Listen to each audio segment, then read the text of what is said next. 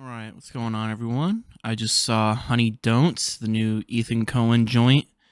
Uh, New movie without Joel Coen, of course. He wrote it with Trisha Cook, who is his wife. And I gotta say, I'm not very happy, y'all. Because I'll be honest, most of this review is just gonna be me ranting about the general theater going public. Because I'll just say up front, I didn't really like the movie. So to add that context onto the other stuff where it was weird too. So the movie's only like an hour and a half, which by the way, it felt like The Naked Gun was an hour and a half. That movie flew by so fast. When it was over, I was like, holy crap, like I'm already like it's already over. But this movie, I was just like, oh my god. Like it just would not end. Part of that was also probably just because there were these when everyone was leaving the theater, I was kind of scoping out. I was like trying to figure out who it was, but there was like this group of teenagers and then this other group of like three that like when the movie ended they kind of sprinted out of the theater. But like 45 minutes into the movie, just I just hear this weird song playing and I thought it was part of the movie and I was like, that's a weird song choice. Because it wasn't like it was like a weird it was like a meme song, it was just something really stupid. And at a point I realized I was like, oh no, that's not the movie. Someone is just playing it on their phone. And eventually it stops. And I was like, okay, that was weird. And then it starts again like not too long later, and then it keeps happening multiple times until the end of the movie. And I was just like, what the fuck is happening right now? I was like, first of all movies to do this in, you pick the Ethan Coen movie, the hard R Ethan Coen movie on a Friday night at fucking 10 p.m. And it was so weird because again, the first like half the movie, it was just silence. Like everyone in the theater was fine, and then all of a sudden, it was just they just decided to start being annoying. And I was like, I'm losing my mind. And there was quite a bit of people in the theater. There was even like one other guy was like, yo, shut up. But it's just so annoying how like I was like 7 out of 10 times I go to the theater, there's something that happens. Someone is talking too much. Someone in my row keeps pulling their phone out. Someone again is like playing music, trying to get a reaction out of people. Someone's recording. People who have the notifications on their phone that make their flashlight goes off. People who do that and leave that shit on. Like my dad does that stuff. So, and it's just so obnoxious going to a theater, trying to enjoy a movie, which again, like I said, I didn't really enjoy it as it was. So just to add that on top of it, I was just like, people are so obnoxious. Like it's just so weird like, why people are like this. Like you went out of your way to go to the theater, pay, and there was like a few of them, so it was probably close to $100 for all of them. And I was like, you paid close to $100 to be a fucking asshole in a movie. I was like, I just don't understand. Like I genuinely feel like I'm a fucking crazy person sometimes when I experience things like that, and it's just like, what is happening in this planet and these people? Where maybe I was like, maybe they were kind of like me. They weren't really enjoying it. They were kind of bored, so they were like, "Hey, I'm gonna play this song so everyone will get a kick out of it, right? Right, guys? Right, guys?" He's like, "This is totally gonna crush. Like, I'm gonna play this and everyone's gonna just die laughing. Like, we're all gonna be rolling on the floor, just dying laughing." But I was like, "Nope." Everyone was annoyed because you're a fucking loser if you do that, honestly. And like, if you call these people out, they're like, "Oh, what? It's just a movie, bro. Like, calm down." And it's like, okay, if it's just a movie, then why are you here? Why are you watching it? If it's just a movie, why'd you pay to come see it?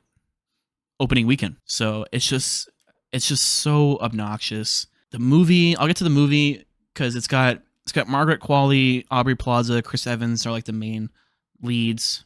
Not really. Margaret Qualley is the main character. She's like a PI. And there's a couple of murders that happen, and she's kind of got to figure out what's going on. And honestly, the story is kind of all over the place. It kind of like there's just like a lot of characters that are like they get introduced to you, and then like you don't see them again, and they pop up again, and I don't know. It just seemed very chaotic for no reason. Like it felt like the movie could have been longer. Luckily, it wasn't, but like it could have been longer to like flesh out the characters more because I think the writing wasn't very good, to be honest. And that's funny saying that for like a Coen brother movie. The writing wasn't very good. The acting was fine. I think again the Chris Evans curse of not being able to be in a good movie after Endgame is still prevalent, because this is not a good movie in my opinion. I also say it's a very horny movie. There's tons of sex, like crazy amounts. Like if you've seen Poor Things, imagine that times like 2. Like people thought Poor Things was fucking horny. This movie, it's literally like, you know how people would make fun of Game of Thrones for like every scene transition, like people are just doing it. That's basically this movie. Like Chris Evans, every scene he's in, he's basically just banging someone. That was another thing that just like bothered me too. I was like, how did teenagers get in this movie?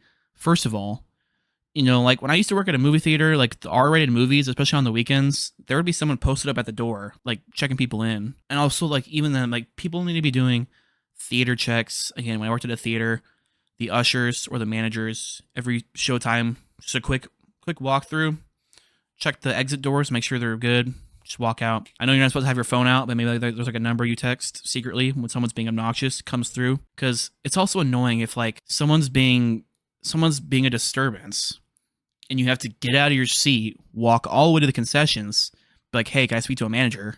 And they'd be like, hey, this is happening, and they walk all the way back, and then chances are by the time you make it back, they're like not going to be talking at that moment, and then the manager will leave and then they'll start doing it again. So it's just a weird situation you get put in. And like I said, I wasn't really enjoying the movie much, because again, like there's like a mystery, but not really, because you're kind of trying to figure out like what's going on. But I mean, you already know what's going on. Honestly, the big plot reveal I called right when the character was introduced. So I was like, and even then, like, because like the annoying stuff was happening towards that part of the movie. So like when the big reveal happened, I was kind of distracted. The end of the movie, it's kind of like a blur. The reveal, I know who the person was because I called it earlier in the movie because it was kind of obvious. Yeah, I don't know. Just a weird experience all around. I was trying to think of like a comparison, because their first movie, Blood Simple, well, I don't know if that was their first movie, but it was about a PI who was hired to kill someone. So I was trying to think, it's like a mix of Blood Simple meets like Good Luck Chuck. I don't know. I don't know. Just random. Fucking Blood Simple meets Nymphomaniac. Oh, Blood Simple meets Poor Things. That's probably a good crossover, even though there's nothing to do with dead people or whatever. Yeah, I don't know. I personally think this is a miss for Ethan Coen, and this is a miss for the general public audience. Once again, proves that people are obnoxious and will go out of their way to be obnoxious. I guess I'll give the movie a rating, even though this isn't really like a real conventional review. Just kind of me ranting and shitting on the movie, but you know, I'll give it a 2 out of 10. You know what I'm saying? It gets the pity points for all the titties and shit you see, but I think beforehand, like when the movie was like in production, it was like Margaret Qualley and Aubrey Plaza are gonna do it in the movie, and it's like, and then like whenever they do it in the movie, I was like, oh, that's right, that was like the only thing I heard about this movie was that. Weird movie.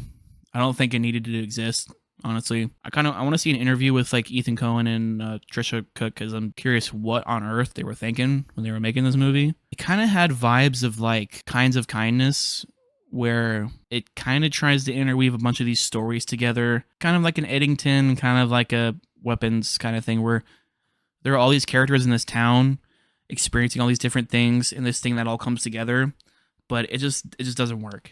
In my opinion, it's just not very engaging. Like I said, I was pretty bored. Again, with the disturbance, it was just all around just a bad movie-going experience, and I'm just annoyed, to be honest. So, apologize for the bad vibes of this video, but I think we should be open to, you know, to this kind of stuff, because again, you know, people will say like, oh, you just need to be the bigger person, and I feel like that's usually the good choice, but I feel like a lot of times you're just enabling bad behavior. So like those people, you know, they didn't get in trouble, so they're just gonna go home and be like, well, wasn't that funny, guys? We can just do that and not get in trouble. So I'm sure whatever the next movie they go to, they're just gonna do it again. So it's just yeah, it's annoying.